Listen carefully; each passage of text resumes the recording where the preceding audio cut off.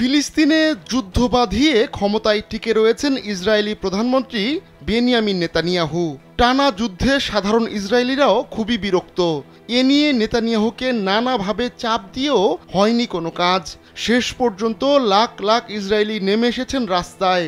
Netanyahu বিরোধী বিক্ষোভে অচল করে দিয়েছে ইসরায়েল। কিন্তু ক্ষমতার মোহে নেতানিয়াহু এতটাই বিভোর যে নিজ দেশের নাগরিকদের ওপর করছেন শক্তি প্রয়োগ।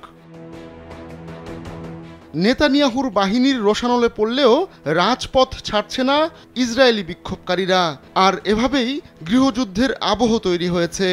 নেতানিয়াহু যদি এখনই পিছু না হটেন তাহলে খুব শিগগিরই ইসরায়েলে গৃহযুদ্ধ শুরু হতে পারে।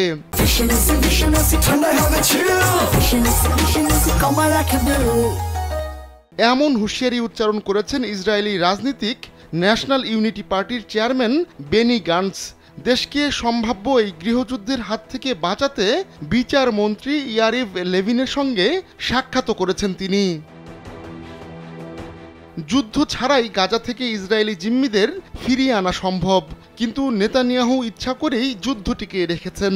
কারণ যুদ্ধ থেমে গেলেই দুর্নীতির অভিযোগে 14 শিকের ভেতর ঢুকতে হতে পারে তাকে। এজন্য গণবিক্ষোভের মুখেও যুদ্ধ জিয়ে রেখেছেন নেতানিয়াহু। এর বাইরেও দেশের ভেতর নিজের ক্ষমতা আরও পাকাপোক্ত করার সব বন্দোবস্ত করে ফেলেছেন তিনি। এতে খোদ ইসরায়েলের ভেতর শুরু হয়েছে অস্থিরতা।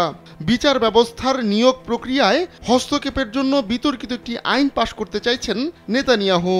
এর ফলে বিচার ব্যবস্থার উপর রাজনৈতিক নিয়ন্ত্রণ প্রতিষ্ঠা করতে পারবেন তিনি। এ নিয়ে চটেছেন গান্টস। লেভিনের সঙ্গে বৈঠক করে গান্টস জানিয়েছেন আইনটি চূড়ান্ত ভোটে তুললে ভুল করবেন তিনি। এ সময় গান্টস ইসরায়েলে গৃহযুদ্ধের ব্যাপারেও সতর্ক করে দেন। অবশ্য নেতানিয়াহুর বিচারমন্ত্রী গান্টসের সতর্কবার্তা তুড়ি মেরে উড়িয়ে দিয়েছেন। তার ভাষায় দেশের ভেতর যে বিভেদ রয়েছে তা দূর করতেই এই আইন পাশ করার চেষ্টা চলছে। লেভিনের সঙ্গে এই বৈঠকের আগে নেতানিয়াহুকে চিঠিও লিখেন গান্টস। নেতানিয়াহু যেন এই আইন নিয়ে আর অগ্রসর না হন সে বিষয়েও সতর্ক করে দেন তাকে। কিন্তু গান্টসের কথায় কান দিচ্ছেন না নেতানিয়াহু। আহমদুল্লাহ শিকদার, কালবেলা।